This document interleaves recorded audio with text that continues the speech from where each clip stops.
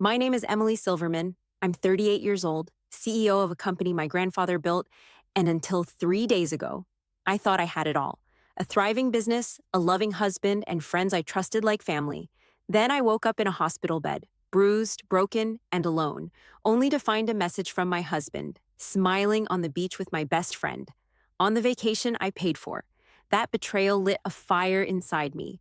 But what I uncovered next, it wasn't just infidelity. It was a plan to destroy everything I'd ever built.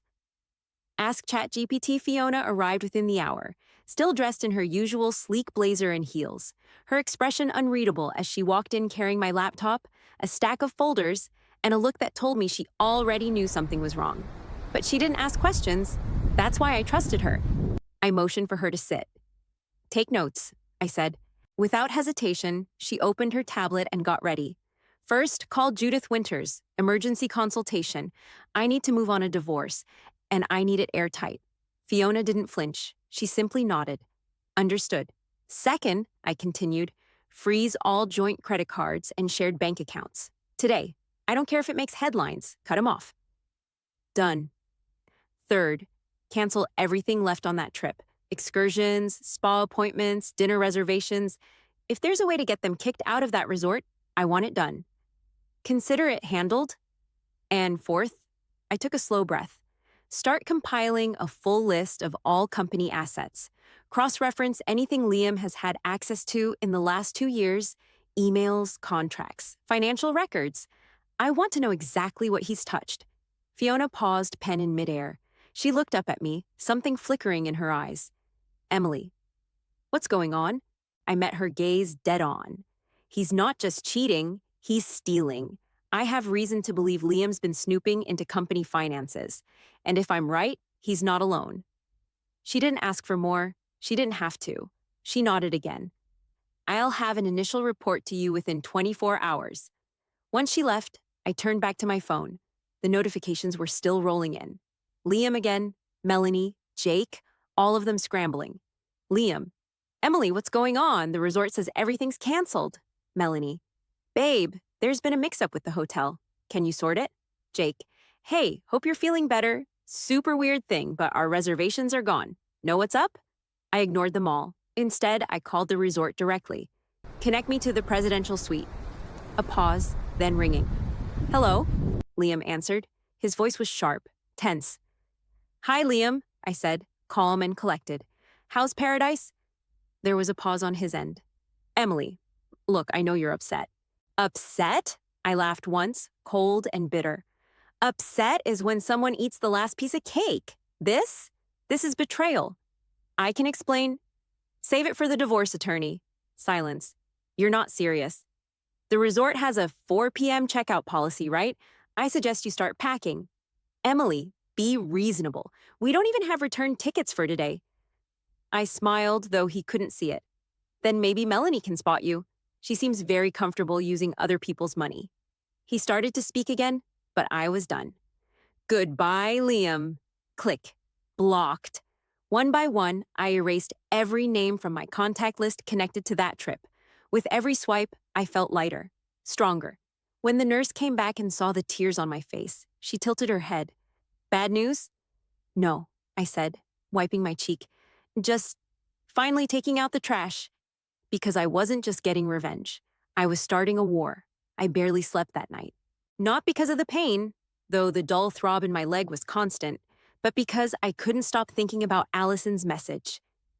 It's about Liam and Melanie.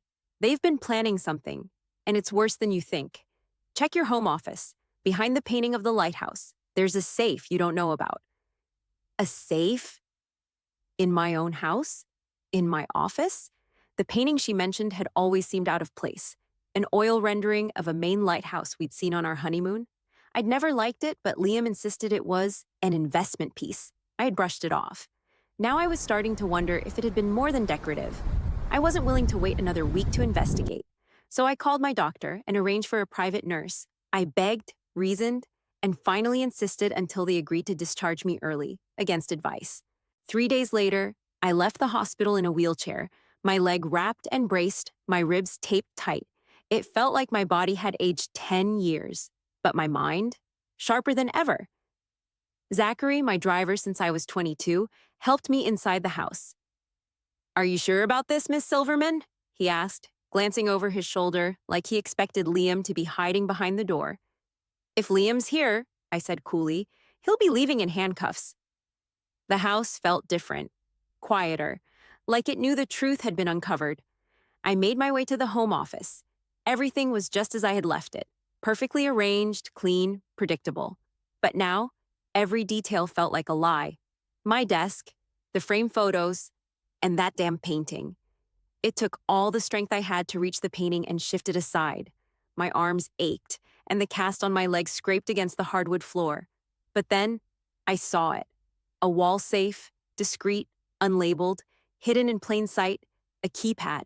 I stared at it for a moment, tried our anniversary date, denied, Liam's birthday, mine, still nothing. And then it hit me, the day we met, not our first date, but the charity auction where Liam had accidentally spilled wine on my dress, a moment that, in hindsight, felt a little too orchestrated. I entered the date. The safe beeped and clicked open. Inside were 3 USB drives, a small leather notebook, and a thick folder labeled Silverman Acquisitions. With shaking hands, I opened the notebook first. Client names, meeting notes, personal financial data, some of it confidential, some of it is impossible for Liam to have known. I loaded the first USB drive into my laptop. Spreadsheets, shipment logs, profit margins, all proprietary. The second drive, recordings, audio files of private conversations in my office, my voice, Liam's. Conversations I thought were confidential, now archived and cataloged. And then came the final blow. A recording dated just 3 months ago. Liam's voice, clear as day. She trusts me completely. When the time comes, we'll have everything we need to take over. She won't know what hit her. Another voice replied, one I recognized instantly. Oliver Harmon, CEO of our biggest competitor. And you're sure she'll sign? Leave that to me, Liam said. The prenup expires next month. After that, she's out. I closed the laptop, my hands trembling. The betrayal wasn't just personal, it was professional, strategic, years in the making. Liam hadn't just wanted my heart, he wanted my company, and he wasn't working alone. Ask ChatGPT, the notebook, the drives, the folder, it all painted a clear picture. But I needed to hear it out loud. I needed to know how deep this went. So when Allison called, I answered. Her voice was hushed, shaking with guilt. You found it, didn't you? Yes, I said coldly. Everything. The safe, the recordings, the betrayal. How long have you known? There was a pause. Then, since the beginning? The silence that followed felt heavier than any cast on my body. Allison! I couldn't even finish the sentence. Why? Money, she admitted. At first, Liam came to me 6 months ago, said there was a way to make a lot of it. All I had to do was help distract you. Feed him updates about your mood, your schedule, your stress level. I didn't think it was this. I didn't think it would go this far. But you didn't stop. I tried, she said. 2 months ago, I told Liam I was out, that I wanted nothing to do with it. That's when he threatened me. Said if I warned you, I'd lose everything, that they'd make sure I took the fall. I wanted to scream, but my voice came out eerily calm. Who's they? Liam, Melanie, Jake, and possibly others. The plan wasn't just about cheating you, Emily. It was about taking everything. Your company, your home, your reputation. You were supposed to be out of the picture by the time the prenup expired. That stopped me cold. The prenup? 10 years. It expired on our anniversary, this week. They were running out of time, I murmured. That's why they pushed so hard. There was a pause, then Allison's voice dropped lower. Emily, the accident, it wasn't random. My stomach dropped. What do you mean? The truck that hit you, Jake knows the driver. I overheard them arguing about it at the resort. Liam wanted you out of commission, long enough for him to execute the final part of the plan. I don't know if he meant to kill you or just sideline you, but it wasn't an accident. I couldn't breathe. Everything inside me screamed that it couldn't be true, that I was spinning into paranoia. But deep down, I knew she was right. The way the truck came out of nowhere, the way Liam left without a second thought, the timing, the prenup, they hadn't just been planning to hurt me financially, they'd tried to erase me. I have recordings, Allison added, of Liam, Jake, even Melanie. I've been collecting them at the resort. I didn't know how to give them to you without putting myself in danger. I stood, or rather wheeled, frozen in my office, staring at the USB drives on my desk and the open file folder detailing the assets Liam had been cataloging. He hadn't been planning a divorce. He'd been planning a takeover, a hostile one. Allison, I said, my voice like steel, send me everything and stay close. This isn't over. Because now I knew exactly what I was dealing with, and I was ready to go to war. By morning, I had everything I needed, every file, every audio clip, every line of proof cataloging Liam's calculated betrayal. But I didn't want justice in court, not yet. I wanted Liam to see me, really see me, right before his world came crashing down. So I called my lawyer, Judith Winters, one of the sharpest legal minds in the state. When I told her what I planned to do, she didn't blink. You want to let him walk into the lion's den, she said. No, I corrected.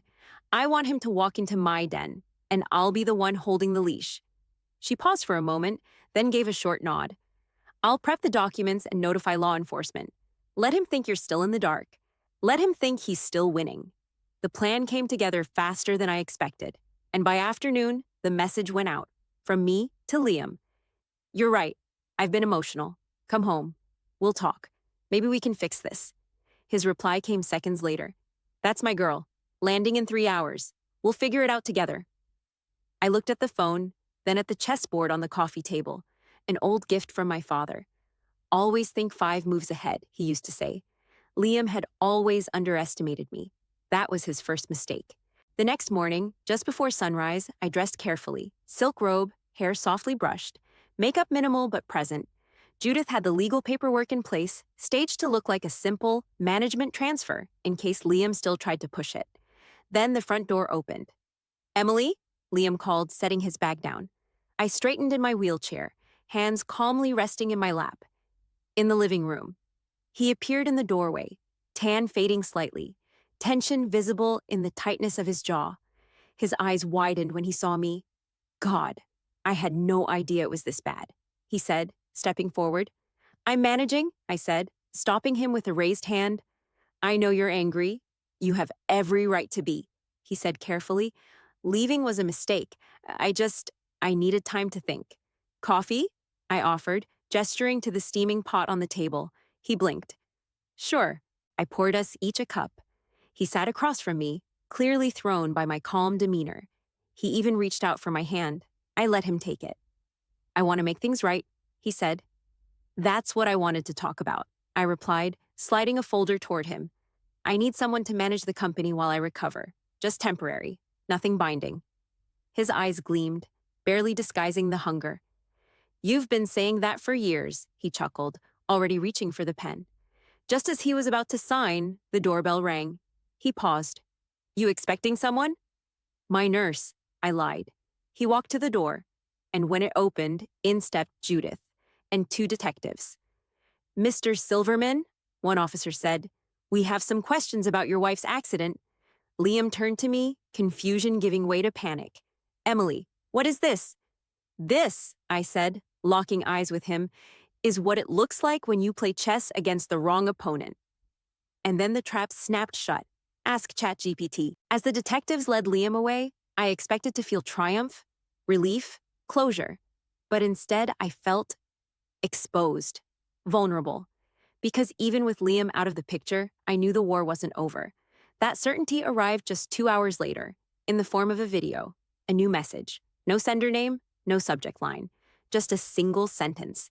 Drop the charges by morning, or everyone sees what's in this video. I clicked play. There I was, slurring my words at a company holiday party from 3 years ago, laughing too loudly, saying something flippant about a client's outdated tech and even more outdated values. Taken out of context, it looked bad. Really bad. As the video ended, another message arrived. There's more. Emails, phone calls, recordings. Everything it takes to destroy your reputation and your company. Make your move, Emily. I sat frozen. My pulse thundered in my ears. This wasn't Liam. This was someone else. Someone still in the game. And they wanted me scared. Desperate. Willing to trade justice for silence. But they made one mistake. They thought I had something to lose. I called the only person who'd seen my father navigate a scandal and survive with his legacy intact, Judge William Harrison. He was at my house in less than an hour, towering and composed, still carrying that old-world presence that made entire courtrooms fall silent. "You look like hell," he said, placing a briefcase on the table. "Good to see you too," I replied. He watched the video without flinching. When it ended, he leaned back, thoughtful. "If this is all they've got," he said, "you're in better shape than you think." I blinked. "William, that video is enough to lose 2 major clients." He nodded. "Maybe, but the fact that they're warning you instead of just leaking it means they're bluffing. If they had something truly career-ending, they'd have used it by now." His eyes locked on mine. "Emily, what's the worst thing they could possibly have on you?" I thought back. 4 years ago, I went through a rough patch. Sleeping pills mixed with wine, once or twice. There was a dinner with an old boyfriend during a rough stretch in my marriage. Nothing happened, but Liam had been furious. And during a major negotiation, I'd exaggerated the presence of a competing offer. Standard corporate maneuvering, but if twisted right, I looked at him. "It's messy, but it's not criminal." He nodded again. "Then they're desperate, and desperate people make mistakes." A strange calm settled over me. They had their secrets, but so did I, and I was no longer afraid of mine. I turned back to my laptop and typed one sentence into an encrypted message to Judith. "They're bluffing. Let's go on offense." Because if they thought one video was enough to break me, they'd clearly forgotten who they were dealing with, and I was just getting started. Ask ChatGPT. At 10:47 p.m., my phone rang again. Blocked number. "Emily," the voice said. Female, familiar, but wrong in all the worst ways. "Melanie." "Don't hang up, please. Just listen." I didn't say a word. "I can tell you who's really behind all this," she said, her voice tight, trembling. "And it's not Liam." I almost laughed. "I've seen the recordings, the emails. You were in it up to your spray-tan neck." "I was following orders," she said. "We all were. Liam wasn't the mastermind. He was just the face. And I'm supposed to believe you?" "Because I gave the police everything I had," she said quickly. "I'm out. I made a deal. But I need to tell you the rest before they come for you." Before I could respond, she dropped her voice. "They're watching. I don't know who you can trust anymore. Not even your staff." That stopped me. "Meet me," she said. "Midnight. The Lake House Boathouse. Just you and me. I swear, I'll give you the real name behind this." She hung up. She hung. I stared at the phone for a long time. It was a trap. It had to be. And yet, something about her voice stuck with me. The desperation, the fear. I called William immediately. "Absolutely not," he said the moment I finished explaining. "You're still recovering, and she's baiting you into isolation. It's textbook." "Then come with me," I said. "Stay out of sight. But if she's telling the truth, I want to know it before the board meeting tomorrow." He cursed under his breath, but agreed. At 11:58 p.m., Zachary parked the car just beyond the tree line. The lake shimmered in the moonlight, quiet and still, like it had held its breath for this very moment. I wheeled myself down the path slowly, every bump in the dirt trail a painful reminder of what they'd already taken from me. The boathouse creaked in the wind. The door was ajar. But inside, it wasn't Melanie waiting for me. It was Fiona, my assistant, my confidant, my right hand for nearly a decade. She stepped out of the shadows like she'd been rehearsing it, calm, composed. "Hello, Emily," she said. Shock cracked across my chest. "You?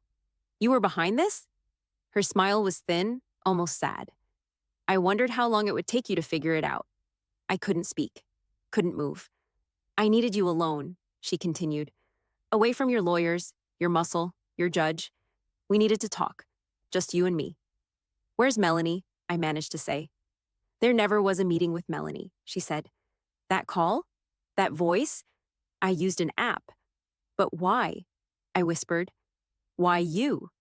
"Because," Fiona said, stepping closer, her voice as steady as ever, "I've been playing this game longer than anyone, even Liam, and it's time you knew the truth about him, about me, and about your father." The door creaked again behind me, but I didn't flinch, because in that moment, I knew. This wasn't about love or betrayal anymore. This was about legacy, and the final move was just beginning. Fiona didn't blink as I stared at her. searching her face for the woman I thought I'd known. Efficient, loyal, invisible. She'd been there through everything. My rise, my marriage, my supposed fall. Now she stood before me as the architect behind it all. Liam was never the real threat, she said. He was just useful, ambitious, predictable, greedy, easy to manipulate. I swallowed hard. And the safe? The recordings? That was you? She nodded. I fed Liam enough breadcrumbs to think he was running the show. Let him dream about the takeover while I collected everything. Proof, leverage, assets. You were right about him. But he was just the distraction. I gripped the arms of my chair. You worked for my father. He trusted you. I worked with your father, she corrected. He trusted me more than you ever knew. I was supposed to protect the company and his daughter. But when he died, everything he promised me disappeared. You took over, and I was just the assistant again. She stepped closer, the moonlight catching a flicker of pain in her eyes. I didn't want to destroy you, Emily. I wanted what I was owed. Your father promised me 10% for my silence, for giving up my son. Liam was the father. But the plan? That was your father's. To test him and me. I felt the floor shift beneath me. Your son is Liam's? She nodded. And your father paid me to give him up for adoption and keep Liam in the dark. I couldn't breathe. I have his journal, Fiona added. Proof. He wrote everything down. Every move he made to protect the company, including using me. She pulled a folder from her bag and placed it on the bench beside me. I sent you the blackmail video, she admitted. Not to ruin you, but to make you act. To force you to take control. Because if you had just handed everything over to the police, I would have been erased again, buried behind lawyers and NDAs. And now? I asked. Now I want a seat at the table, she said, publicly, on the board. And one day when my son is old enough to know the truth, I want him to see his mother's name beside yours, as a founder, a survivor. I stared at the folder. Inside were the journal pages, contracts, proof that Fiona wasn't just another villain in the shadows. She'd been engineered into this legacy the same way I had, a twisted bond, but a real one. I need time to verify this, I said carefully, but if it checks out, we'll talk. Sirens began to echo through the trees. William had called the police just in case. Fiona looked toward the lights and gave a small, tired smile. We done? For tonight, I said. As the officers escorted her out, she turned back to me one last time. We're not enemies, Emily. We're survivors. You just didn't know it yet. By morning, I was at the head of the boardroom table, wheelchair-bound, battle-bruised, but unshaken. Fiona stood beside me, poised, professional, no longer hiding in the shadows. Ladies and gentlemen, I said calmly, meeting each of their stunned faces. Let's talk about the future of Silverman Imports. Because I hadn't just taken my power back, I'd redefined it, and now the game was mine to run.